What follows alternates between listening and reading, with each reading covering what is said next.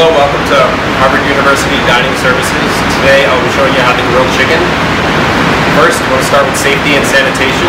The first part of safety is you always want to have an apron on. You want to have your sleeves rolled down when you're working with hot oils and grills to prevent burns.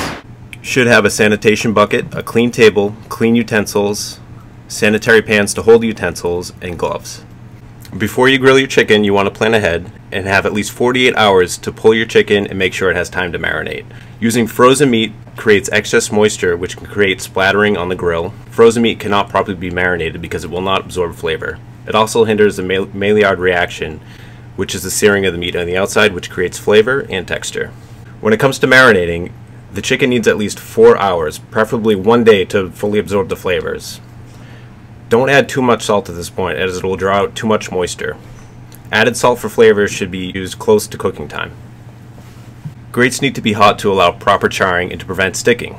Every grill is an individual and requires an experienced cook to identify hot and cold spots and recognize when it is properly preheated. Grates need to be fully scraped. Non-stick spray can be used with caution, though it's not always necessary if the grates are properly heated and well seasoned.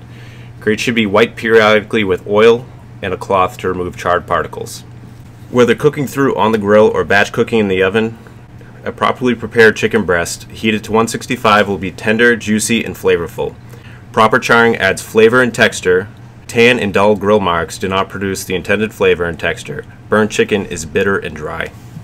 Chicken should have strong, dark, well-defined lines, not pale tan lines, and the chicken should not be burnt. If you plan to fully cook the chicken on the grill, plan to cook it for at least 2 minutes per turn per side for 4-ounce breasts, and always temp the chicken before you serve it. It should be 165 degrees. Have clean serving tongs to handle the cooked chicken to prevent cross-contamination, and alcohol wipes to clean your thermometer after you have temped it.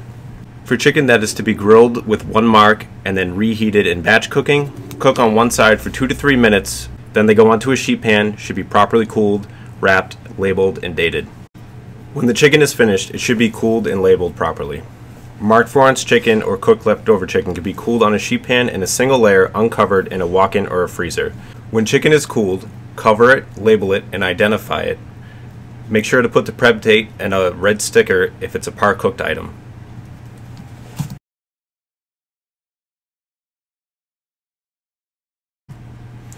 An alternative to grilling is searing. Be sure you give yourself enough time to heat the flat top. Heat it to 375 to 400 degrees. Start by draining any excess liquid from the pan, and if necessary, pat the salmon dry with a paper towel or disposable cloth. Season the salmon with salt and pepper or any desired seasonings. Place the salmon on the flat top in even rows. Sear for roughly 4 to 5 minutes or until a deep golden brown. So this is an example of a good sear and a bad sear. As you can see, the bad sear has a very dull color. The good sear has a nice deep golden brown, a nice ridge around it.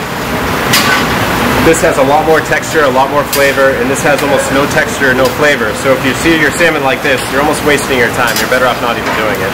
This is an acceptable piece of seared salmon. This is what you're going for. When grilling and searing, the same pan can be used again as long as you plan to cook it in the oven thoroughly.